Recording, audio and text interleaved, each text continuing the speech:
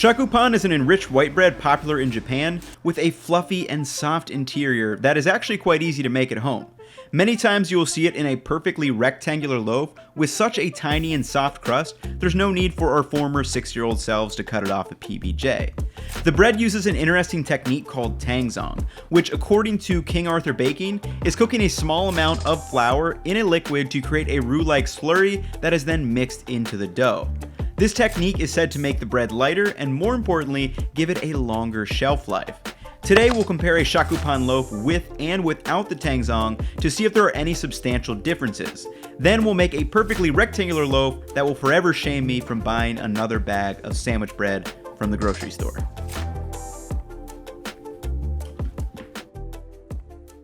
Hey everyone, I'm Ethan, a home cooking nerd who likes to find better ways to cook and share them with all of you.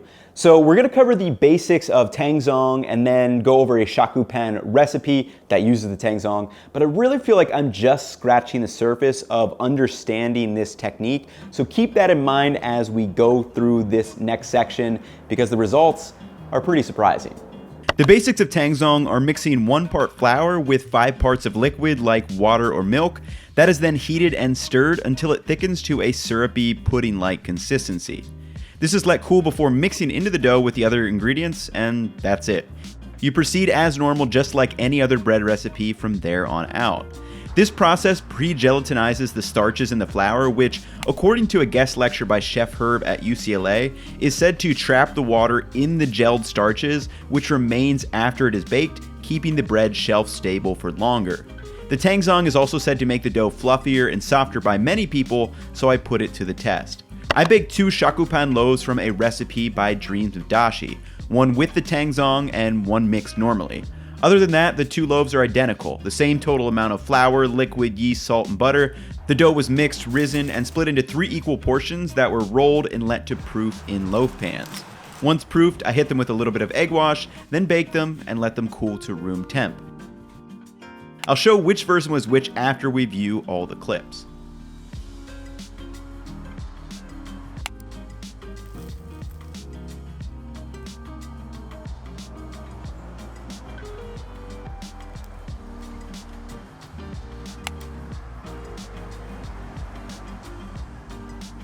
So bread A was the one with the tangzong and bread B was without. Bread B was much softer and had slightly larger air bubbles in the crumb, and I could really feel this difference when I was working with the dough. The one with the tangzong was noticeably stiffer while kneading than the one without, which likely led to the differences in the bread on day 1. The bigger benefit in my eyes would be if the one with the tangzong though doesn't stale as fast, so here are the loaves 2 days and 4 days later. After 48 hours, there wasn't a huge difference, but the one with the tangzong did seem a little fresher and less dried out to me. After 4 days, I had 2 of my friends try both, and the verdict was initially split, but after some deliberation between themselves, they did decide the tangzong was moister and fresher, but again, not a huge difference, and this was just for plain bread. As Harold McGee points out, staling is reversed by reheating bread to above 140 degrees Fahrenheit. So I toasted the bread, spread on a little butter, and this time they much preferred the one without the tangzong for its lighter, fluffier texture.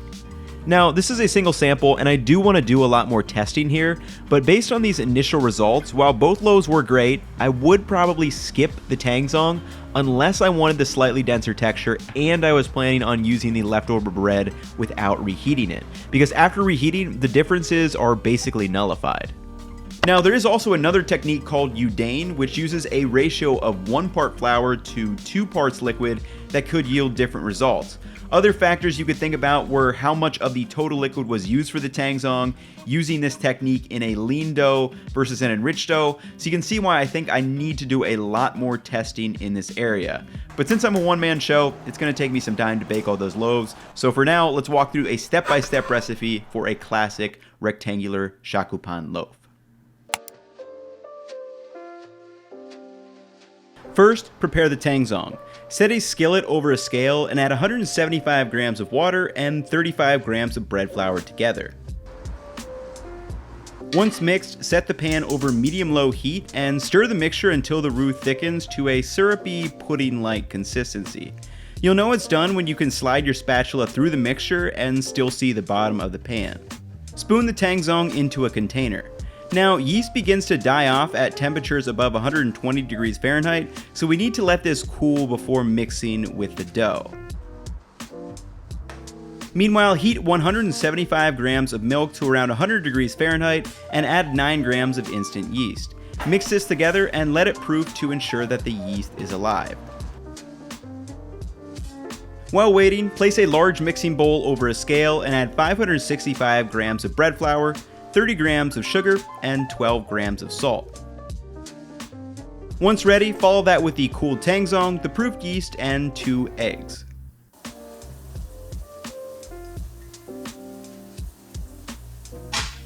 Mix the dough in the bowl until a cohesive mass just starts to form, and then cut in 30 grams of softened butter. Work the butter into the dough with your hands until that dough is nice and cohesive. Cover the bowl with plastic wrap and let it rest for 15 minutes before kneading. Letting it rest makes the dough much easier to knead by hand, but you could skip this if you're using a stand mixer. Once rested, turn the dough onto the counter and begin kneading for at least 8 to 10 minutes to help develop the gluten.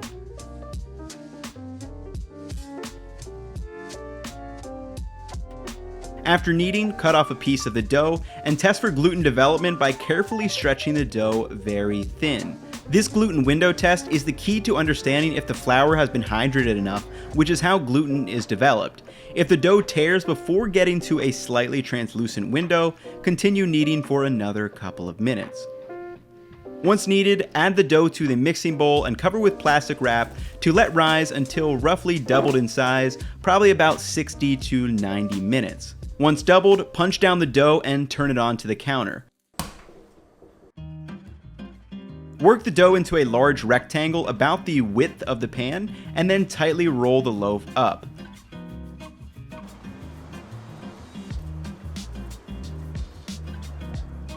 Pinch the seam at the bottom and then place it seam side down into a non-stick 13.5-inch Pullman loaf pan. Place the plastic wrap over top and let it proof for another 45 to 60 minutes. With 20 minutes left of proofing, preheat the oven to 375 degrees Fahrenheit, and then when the dough has just nearly risen to the top edge, slide the cover onto the Pullman loaf pan if you are using one with a cover. Add the bread to the oven and set a timer for 30 minutes. Slide the baked bread out of the oven and invert the pan to reveal the shakupan loaf. Now, if you do want a darker crust, just leave the bread in the oven for another 5 to 10 minutes. You'll know the inside is done if it reaches at least 200 degrees Fahrenheit. Let the bread cool before slicing and enjoying the fluffy, soft interior.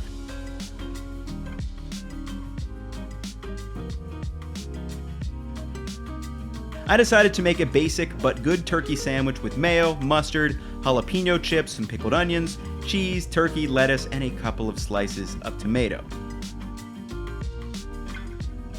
Cut it on a perfect diagonal due to the square loaf, and that makes one mighty fine sandwich.